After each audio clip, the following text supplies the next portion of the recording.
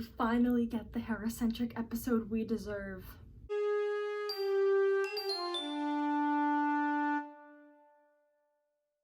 Welcome back to Rebels Revisited. This episode is so much fun as Hera finally takes the spotlight, so let's talk about it. This is Wings of the Master Revisited. One of the cool things about this episode is we get to see how Phoenix Squadron is involved in humanitarian work. The setup here is that they're delivering food supplies to a population who is seriously struggling under harsh imperial rationing and work quotas. I like that we get to see a mission like this since most of the time it's all about the war, you know, it's battles and strategy and finding secure bases and things like that. But it's important to show this too so that we really grasp what the rebellion is about. You know, it's about overthrowing the Empire, sure, but that's not the heart of it. It's about caring about people, you know? As the show has said before, it's about helping those who cannot help themselves.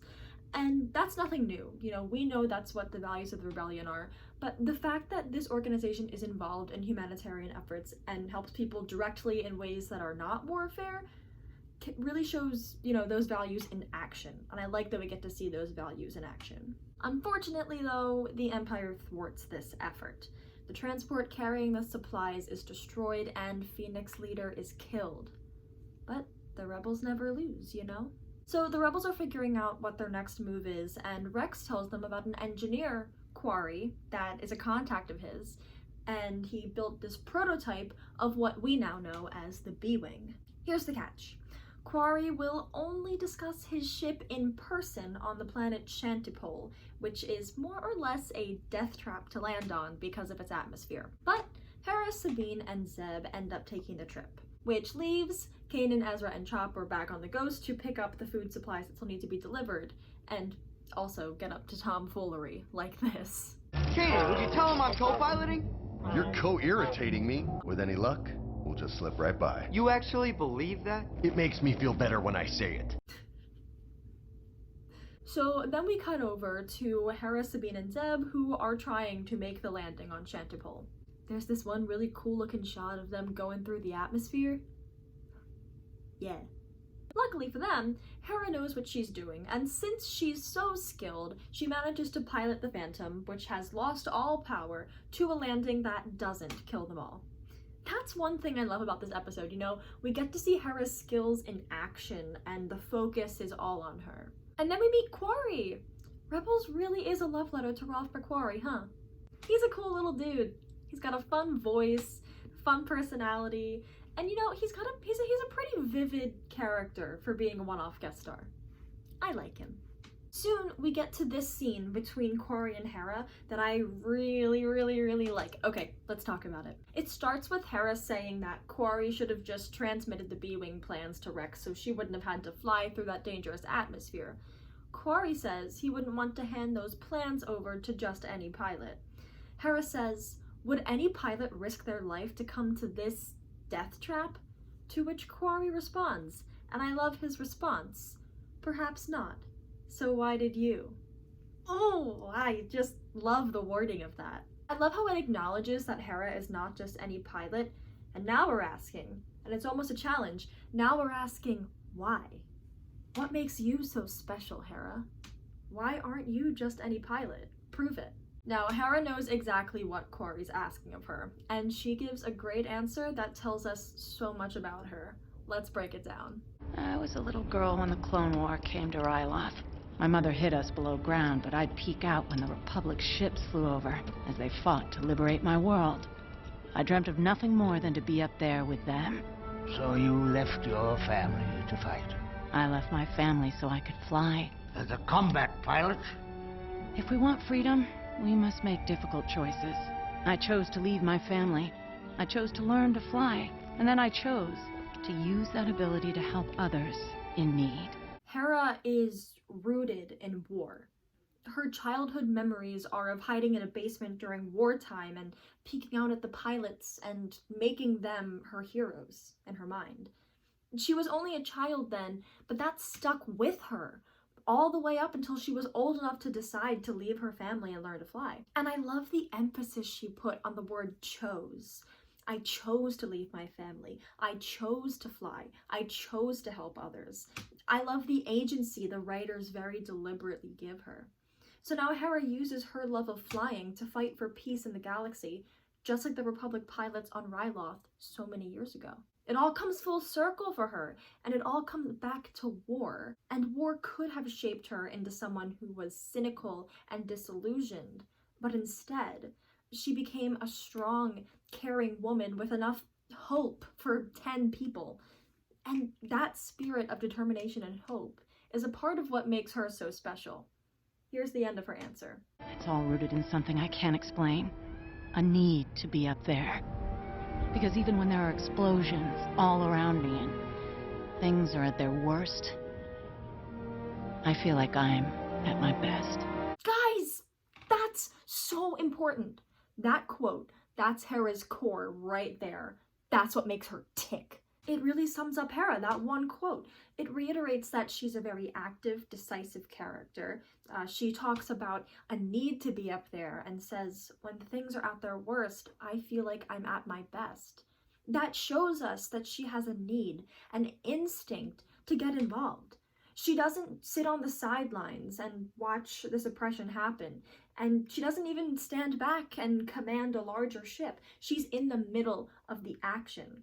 That's where she feels like she has purpose. Why? Because that's where she knows she's helping people. And that's it, guys. That's Hera at her core. Helping other people is what makes her tick. And it ties everything together.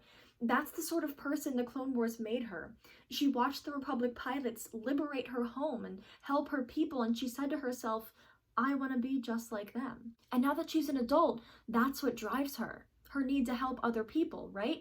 That's why she's not just any pilot. There are plenty of good pilots in the galaxy.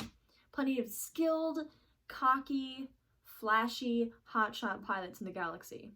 But here's the thing about Hera. She doesn't just fly for herself. She flies for the sake of others too. And that's why she's so special. And I love that whole moment where we just get to see Hera talk about herself and her love of flying. We actually get to see her passion for flying and being a pilot. Pilots are not uncommon characters in Star Wars, but this time we actually get to hear the why behind it and the passion behind it. And it's a unique moment that I'm really glad we got, and it's my favorite scene in the episode for sure. So Quarry hears everything he needs to know that Hera is the pilot his ship deserves, and we get to see her take flight. This is kind of random, but okay, the music in the scene sounded really familiar to me, but I couldn't figure out what it was. So I looked into it, and it turns out that it's basically a sample of the theme from The Rocketeer. Now, I've never seen The Rocketeer, so I don't know why I thought I recognized it, and I also don't know if it was intentional. But it would make sense for it to be intentional. So I'm gonna say that's a cool Easter egg that we've got there. Yeah. I do love this scene though. The music really lifts it, and it's so exhilarating to watch, you know? It makes me feel like I'm on a ride at Disney World. That's just the vibe I get. I don't know. I think it makes sense. And then, the two storylines of the episode converge when we get back to the Ghost, and the B-Wing enters the scene. Side note, kind of random, but I love that Kanan's shoulder armor has stayed damaged from the fight with Vader in Siege of Lothal. They easily could have just kept animating Kanan's armor like normal after the first episode, and you know, we'd all just assume he fixed it or whatever, but instead they kept it. Details, you guys. Anyway, for the climax of the episode, we get to see the B-Wing in action. Super cool. You gotta love some good Starfighter action. We love to see it, and it's awesome to see the B-Wing at work. And then we get to see some pretty clouds. I love the blue hues. So pretty. And the episode wraps up in a really great way. Hera gets promoted to Phoenix Leader, and we find out that Kanan recommended the promotion. It's such a heartwarming scene overall. I love that Kanan did that. Now, don't get me wrong, Hera does not need a man to help her rise through the ranks. Hera is Phoenix Leader because she earned it through her actions, and she deserves it. Otherwise, Sato wouldn't have promoted her. But I like this gesture from Kanan because it proves that the support in their relationship is not one-sided. I've talked a lot about how Hera is extremely supportive of Kanan, always listening to his troubles and helping him. But how does Kanan support her in return?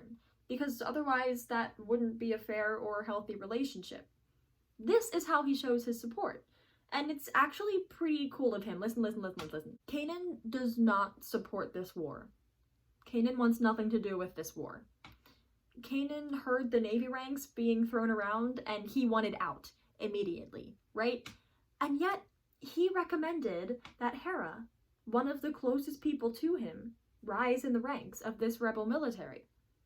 Kanan does not support the war, but he does support Hera. And his personal feelings aren't important here.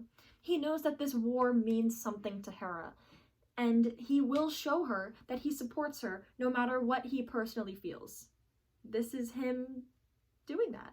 And again, guys, Phoenix Leader is what she deserves. It's what she deserves, and she's meant for this. She has become her heroes that she watched in the sky over Ryloth. That's all for this one. Thanks for watching, and may the Force be with you always.